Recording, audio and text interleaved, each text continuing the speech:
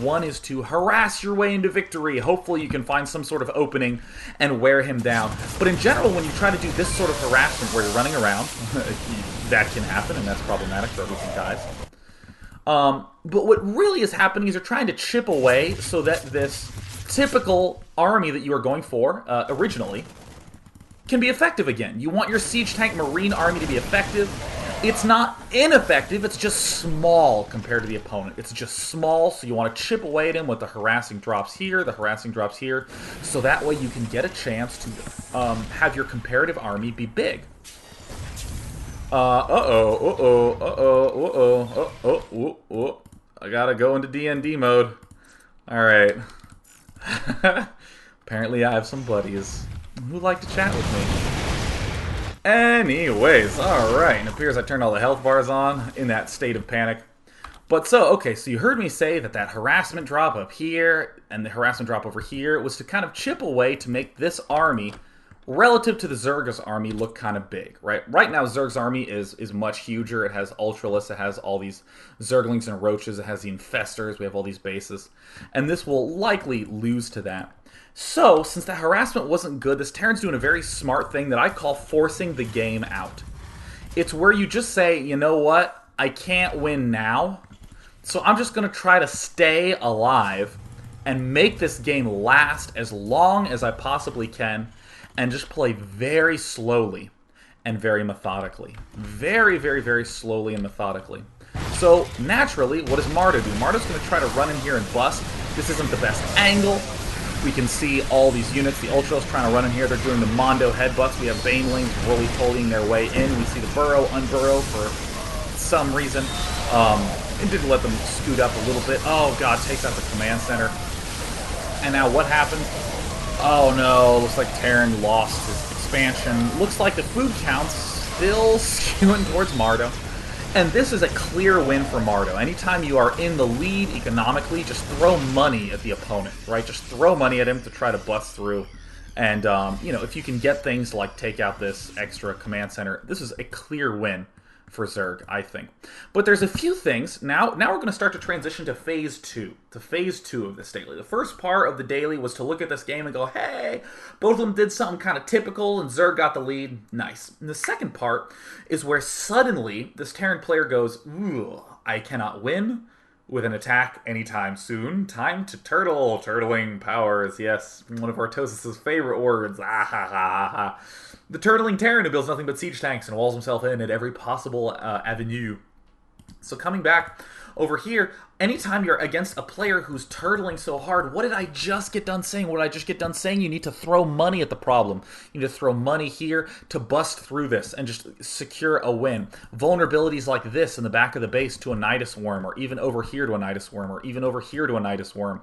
Abuse those. And in particular, why is this expo and this expo not taken?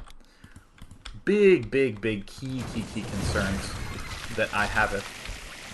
Some more Banelings getting made. Now, I want to just highlight the beauty of how Terran responds to this. Yeah, he does a counter push. This is great. But look at where he parks himself. Very far curled back here. He's not rushing up with his Marines. He's staying back. And look at this. Throwing down engineering bays defensively. Right, he's playing for the long game. He's forcing the game to draw out. In Brood War, you would see Protosses do this with Arbiters, Reavers, Archons, and Dark Templar. You'd see the Zergs do it with Lurkers and Dark Swarm. You'd see Terrans do it with Siege Tanks and Science Vessels. And in this game, Siege Tanks throwing down engineering bays, very typical way. Notice how the tanks blast through these Banelings without too much trouble. Very efficient army by Inuh. And attention Mardow, going to try to bust through. And see, look at this nice little maneuverability. We just curl the Marines back around the tanks so the tanks can take a decent amount of damage and we can clean everything else up. So I would still like to state for the record that note how Mardow doesn't really have this expansion here, doesn't really have this expansion. And the state that Mardow has hit right now, oh my gosh, what has gone on? It looks like, oh, well, Mardow's still in the lead, and Inuh doesn't have this command center up, but Mardow did lose this juicy, tasty gold expansion. And I'm going to pause here, make this point, and then I'm going to go to Blistering Light Speed, because I want to finish before 8, because I got to get all those achievements in single player. So, there's this funky thing that happens that this game might be the best example of I've seen in a long time. I mean, this game's already going to be really famous because it's like the first ever draw in Starcraft 2 that I think anyone's seen at a super high level. But it's a spoiler, I guess. But what am I talking about? Oh yeah, there's this thing that happens where you have your idea in your head of this is the way I'm going to play. So let's just grab what Mardow's doing and just kind of make it an arbitrary decision. Let's say Mardow said, I want to go Roach, Zergling, Baneling, Ultra in the end. That's a great composition. Anytime Terran wants to come out, you have a good mix of units that can surround and hit it. You have clear damage dealers, you have clear damage absorbers. Great, cool army mix. And suddenly you're up against a player who's not exactly doing that, who's playing in this stretch the game out mode. It's so easy to get in this situation as Mardow. You lose this expansion, you know you've killed this, and you just kind of go, oh, well, you know, yeah, that died. And then you just kind of keep doing the same thing. I mean, there's more Ultralisks, more Roaches. I mean, now Zerg's kind of actively taking the other map, but there's no changing going on here. There's no responding to the situation and looking and saying, oh, maybe I should start getting Broodlords, maybe I should start upgrading this. It's just more of the same. Now, I want to defend this mindset a little bit. Let's say that you are doing this big Hydra Roach strategy. Very straightforward. Everyone's been doing it since the early days of the beta. Hydra Roach, easy peasy. You do an attack with Hydra Roach, you almost kill him, you cripple him. How are you going to win the game? You're just going to make more Hydra Roach, you're going to attack again, and you're going to finish the game out. That's totally sensible, right? Makes total sense. But it's so critical, though, that you identify situations where it's, it's time to deviate, it's time to adapt, it's time not to just try to do what didn't work the first time again. Roach, Zergling, Baneling didn't work the first time, and Mardow's basically going, well, let's try that again. And it's going to end up backfiring here. There's just this resistance to adapt. And this will always happen in tournaments. It's happened to me a million times. I still don't know why your brain wants to do it. It's jamming the square rod into the circle hole. You say, well, this generally works for me in the games that I play, and it didn't work the first time I tried it, so let's try to keep doing it. Honestly, how are Zerglings, Banelings, and Ultralisks expected to break through this, and expected to break through this, and expected to funnel through this narrow alleyway? That's not a good spot. You can use this Nidus network to throw stuff down here, or even up here, anywhere. Back here would be a juicy spot for a Nidus Worm. But again, it's so easy to fall into the trap of what's the plan that I've always had? What was my original plan? Just keep doing it harder. And it's kind of funny because you hear me talking about this in this very high-level game, in this ESL qualifier. But a lot of low-level players do this, where, first you find out a Zealot rush can get you a lot of wins. And then you play a game and your first Zealot attack fails and you lose all your Zealots. So what do? You just make more Zealots and you attack them again, right? I want all of you to recall way back when you originally played Brood War, or perhaps, when you first installed Starcraft 2 on the beta and you got the chance to actually play around with this stuff and get that feel for how you just wanted to do that same thing harder. Your original strategy that worked, you wanted to just keep doing it. Look at this mix. All these units have range 3 or less with the exception of the Infestor. Look how many tanks there are. Look how many blocked entrances there are here. This is so hard to bust, and this is again what I'm talking about with this Terran player forcing the game out. He's going to play defensively, and this key control position is so important because now he can snipe this hatch. And I love the fact that Inuh is just putting tanks here. He's not getting over eager, he's not getting big eyes or a little mid-game boner, a little 30 minutes of 2 hours into the game. Woo, I really gotta speed this up. I'm not sure what that is, but I'll close it.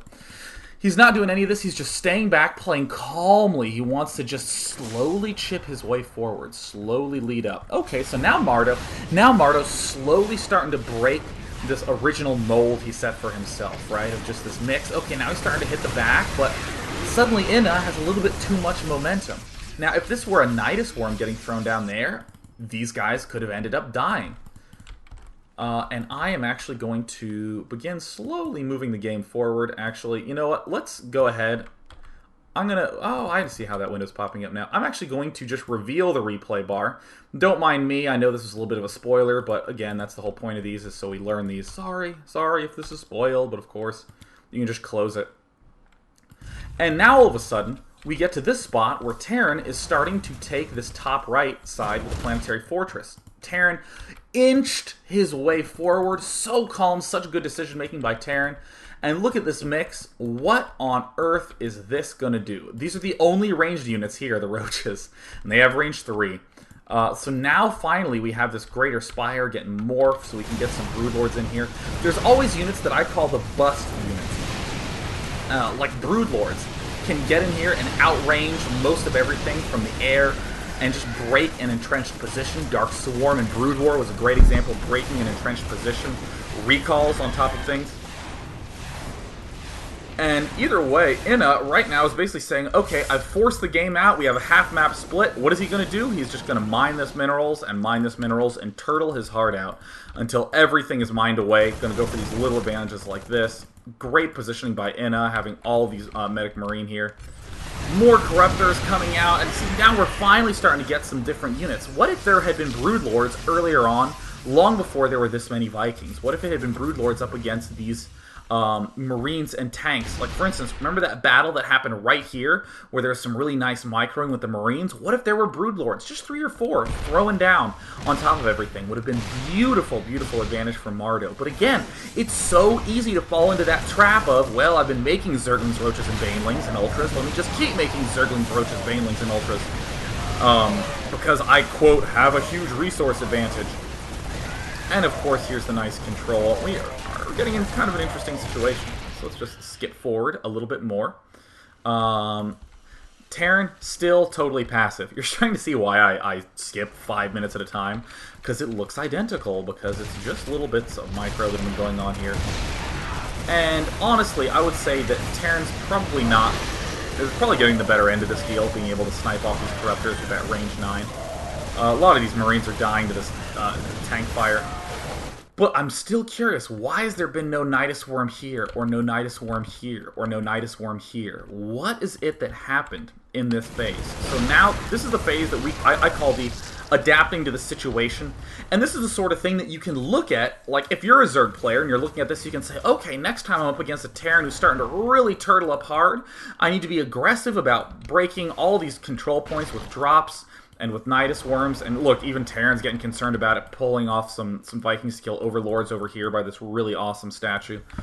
All that good stuff. So you can clearly sort of learn how to get into this unorthodox situation. You can say, oh, I went from my orthodox build into this unorthodox situation, and I know the response. So we're going to skip forward yet a little bit more. There's a very important moment that happens in just a bit, so let's faster times 8. Du spielt so mega gay. For any of you who don't speak German, I think you get... Yeah, this is silly, right? This is goofy. Nick Doc Dem mid-game, happy face. Yeah, I'm sure they're just saying, isn't mid-game entertaining or something thereabouts. Either that or good game and jolly cheerio and all that good stuff. Yeah, all the Germans who are known for saying wonderful things such as cheerio. Yeah, more Overlords throwing their lives, a lot of Corruptors. This is generally the good way to deal with any of these Viking players. We've seen Sen and Idra do this against the Little One. Now, I want you to watch what happens here. This looks like an act of frustration. It looks like Mardow just said, you know what? Screw it. Let's do this. And wait a minute. Oh my god. Yeah, he broke that position. It's so easy to get into the habit of not just busting through these entrenched spots, because why was Zerg able to break through this? Because Terran was trying to defend here, and he had tank siege here, and he had tank siege here, and he had tank siege here, and he had Vikings trying to fly up between all this. If for some reason, again, if there was a Nidus Worm here, or here, in the back of the base,